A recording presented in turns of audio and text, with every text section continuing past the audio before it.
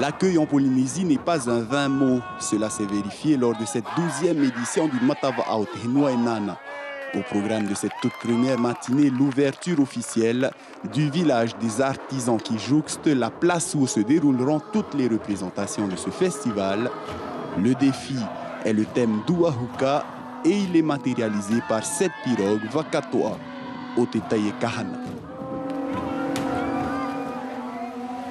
Pas vraiment d'expérience en fin de compte sur la navigation. Pour nous, c'est toujours un défi.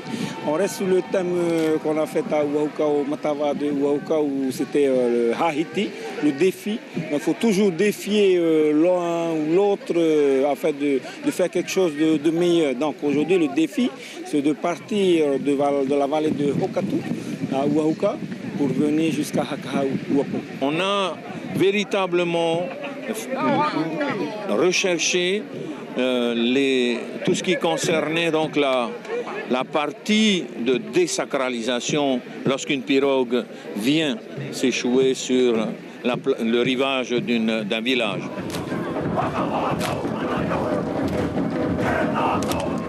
Au-delà de la culture, ce peuple a voulu par cet acte faire revivre les anciennes migrations, allant même jusqu'aux gestes du quotidien, victimes d'une culture différente qui les a tout simplement interdits. Bref, quand un peuple est en quête d'une identité perdue malgré lui.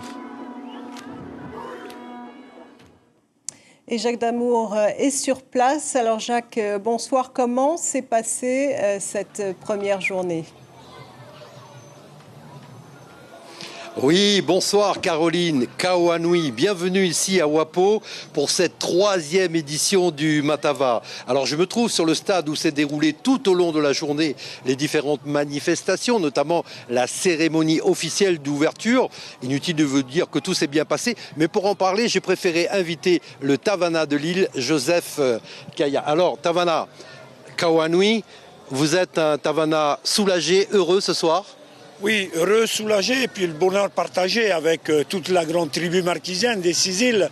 Également, bonheur partagé avec toute la Polynésie qui nous a suivis pendant tout ce direct de l'ouverture officielle de notre Matava. Bien sûr, heureux.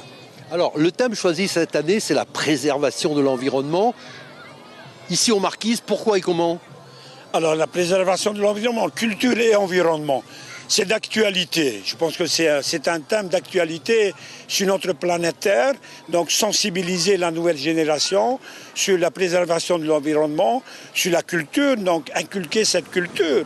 Si on coupe un arbre pour de l'artisanat, c'est se dire aussi qu'il faut en planter. Si on ramasse des choses, des ressources marines, ça veut dire qu'il faut préserver. Donc il faut créer des zones de préservation. Et ça, le Marquisien l'a déjà initié au travers des aires marines éducatives, également l'aire marine protégée de l'archipel des Marquises.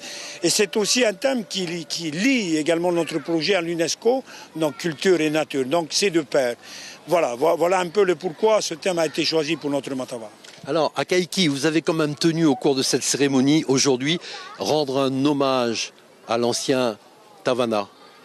J'ai trop de respect pour un maire qui a œuvré pour le bien de sa population. René Kohoumetini a été maire pendant 18 ans. Il nous a quittés cette année. Donc, il était l'initiateur de ce site à Naouhou en 1995. Et je suis venu en 2001. J'ai continué à rénover ce site. Et aujourd'hui, c'est un site magnifique pour notre Matava de 2019. Donc, je ne peux pas ne pas mettre une pierre à son nom. C'est ce que j'ai fait. Donc, j'ai donné le nom de ce site, le site de René Kohoumetini, le site à Naouhou. C'est un bonheur partagé avec toute sa famille et ses enfants et surtout son épouse qui nous regarde. Alors hier soir, Wapo a réalisé un exploit quand même. Faire une répétition de la danse du cochon avec toutes les délégations de toutes les îles présentes. Chapeau. C'est magnifique.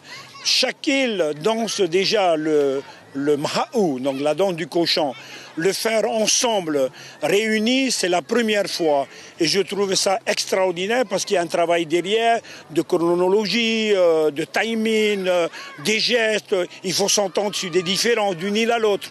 Et puis, je tire mon chapeau sur les chefs de groupe qui ont compris qu'il fallait mettre quelque chose en commun. Et je dis même, je peux même aller plus loin, que le Maha ou la danse du cochon devient une danse qui doit être intégrée dans les écoles et puis pour la suite de la culture marquisienne. Merci beaucoup Tavana. Voilà Caroline, ça vous a donné une petite idée de comment s'est déroulée la journée ce soir. Et enfin, si vous n'avez pas eu l'occasion de regarder cet après-midi la cérémonie, sachez qu'elle sera rediffusée ce soir sur notre antenne à partir de 20h25.